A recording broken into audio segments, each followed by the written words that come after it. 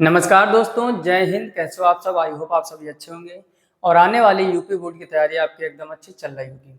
जैसा कि आप देख रहे हो कि फिजिक्स की लगातार चर्चा करते हुए आज हम लोग जो चैप्टर पहला है आपका वैद्युत आवेश तथा क्षेत्र, उसके लेक्चर नंबर 8 की चर्चा करेंगे। इसके पहले डिटेल से फिजिक्स आपको 7 लेक्चर प्रोवाइड करा चुके हैं। उसका लिंक नीचे डिस्क्रिप्शन में दिया हुआ है या फिर चैनल की प्लेलिस्ट में जाकर आप विजिट कीजिए।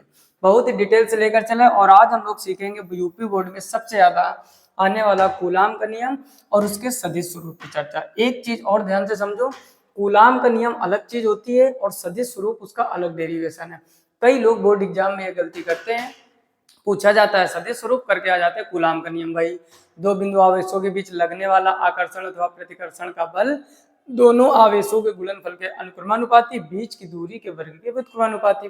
और फटाफट प्रूविंग कर दिया, F=1/4πε0 Q1 Q2 बटे R स्क्वायर। और आपका गलत हो गया यहीं पर, क्योंकि बात कर रहा है वो सदिश स्वरूप की। आप खुद समझो, सदिश स्वरूप पूछे तो भाई, और लगातार 95 प्लस टारगेट की तुलना में धीरे धीरे हम लोग आगे बढ़ते हुए डिटेल से सीखते हुए। तो सबसे पहले आप यहाँ पर समझने कुछ प्रयास करना। फिगर पहले से बना रखा ताकि ज्यादा टाइम वेस्ट ना हो आपका।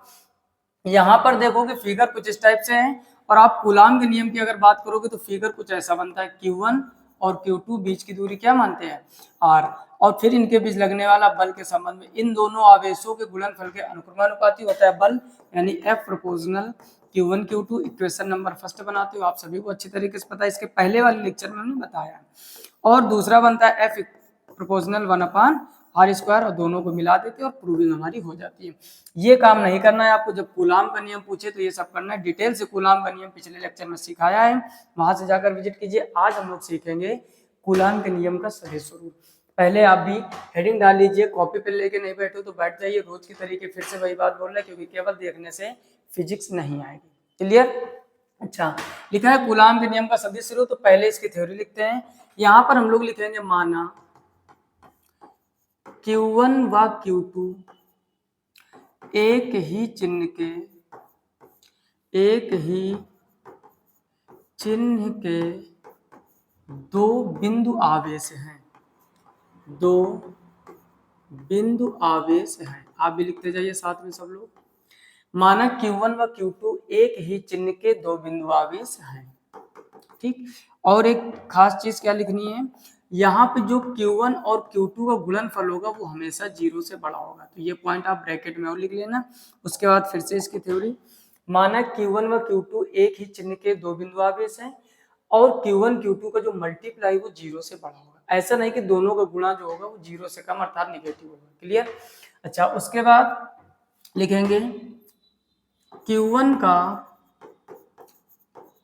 Q2 के सापेक्ष, Q1 का Q2 के सापेक्ष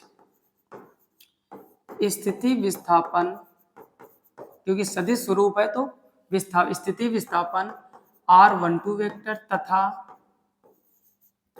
इसी प्रकार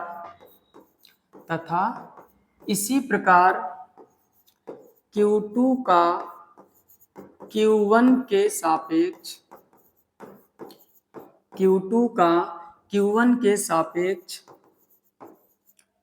स्थिति विस्थापन। ठीक। अब देखो Q1 का Q2 के सापेक्ष तो R12, तो ये क्या हो जाएगा? R21 वेक्टर है।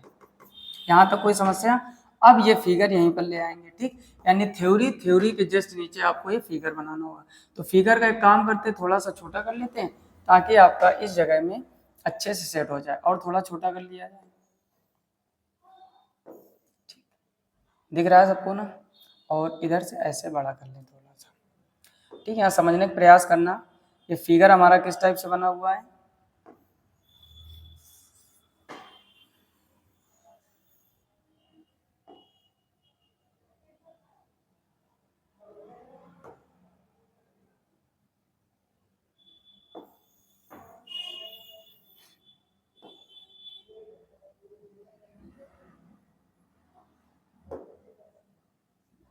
ठीक, अब देखो यहाँ पर हमने लिखा कूलाम के नियम का सदिश स्वरूप, हेडिंग डालनी। माना Q1 व Q2 एक ही चिन्ह के दो बिंदु आवेश, यानी ये जो Q1 Q2 है आपके, ये एक ही चिन्ह के दोनों बिंदु आवेश हैं। ठीक, उसके बाद में Q1 Q2 का मल्टीप्लाई 0 से अधिक होना चाहिए, Q1 का Q2 के सापेक्ष स्थिति विस्थापन R12 वेक्टर तथा इसी प्रकार Q2 का Q1 के सापेक्ष स्थिति विस्थापन R21 वेक्टर है। दोनों का मल्टीप्लाई 0 से अधिक होना चाहिए, यहाँ भी लिख लिया, ये इसका बन जाएगा छोटा सा फिगर।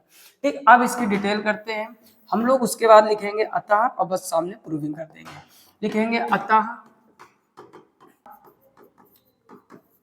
आवेश Q2 के कारण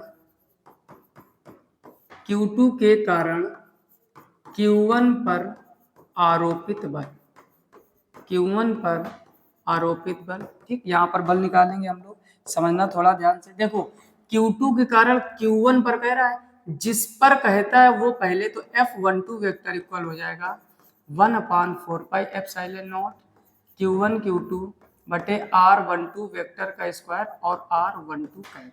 अब कुछ लोगों को ये कैप वाली तकलीफ हो रही होगी कि हमने तो कूलाम का नियम पढ़ा, F equal 1/4 pi epsilon not Q1 Q2 बटे R स्क्वायर, ये सदिश स्वरूप है, यहाँ R12 कैप जरूर लगाएंगे। और एक चीज समझ लो, जो R12 कैप है इसका मान 1 होता है, इसको एकांक सदिश मान के चलते हैं। तो जब इसका मान 1 होता है तो क्या मल्टीप्लाई में कोई इफेक्ट पड़ेगा? कोई इफेक्ट नहीं पड़ेगा। तो इसको हम लोग उठाकर इधर थोड़ा सा शिफ्ट कर लेते हैं। ठीक, वहां थोड़ी जगह रखनी है हमको। अब हम लोग आगे की कहानी की चर्चा करेंगे। फिर से समझ लो, आवेश Q2 के कारण, यानी यहाँ पर एक काम करो, ये Q1 मान लो, ये Q2 मान लो। ठीक, ये दो आवेश थे। आवेश Q2 के कारण Q1 पर आरोपित, यानी यहाँ पर जो बल लग रहा है वो F12 equal 1/4 pi epsilon not Q1 Q2 बटे R12 वेक्टर का स्क्वायर और वो R12 का कैप। ठीक, अब हम लोग इसका जस्ट उल्टा करेंगे, यानी कहने का मतलब लिखेंगे इसी प्रकार, क्या लिखोगे? इसी प्रकार Q2 के कारण था, अब क्या लिखोगे? Q1 के कारण Q2 पर आरोपित बल। अब यहां पर क्या हो जाएगा? जस्ट इसकी कंडीशन अपोजिट। जब आवेश Q2, यानी इस आवेश के कारण जब यहां पर बल निकाला तो F12, जिस पर बल निकालते वो पहले पॉइंट आता है। जैसे Q1 पर कह रहे हो तो 1 पहले रखा, ये ट्रिक है कि याद रखने की, नहीं तो भूल जाओगे। अब यहाँ पर क्या करोगे? F12 वेक्टर उल्टा लिखते चले जाओ, 1/4 pi epsilon not Q1 Q2 बटे R, यहाँ 1 2 था तो यहाँ 2 1 वेक्टर इसका स्क्वायर और R21 कैप। कैप का मतलब आज आप अच्छी तरीके से समझते हो कि R21 कैप, इसका भी मान 1 होता है। ठीक, यानी जब भी हम सदिश स्वरूप लिखेंगे तो Q2 के कारण Q1 पर बल तो 1 2 1 2 हर जगह रहेगा।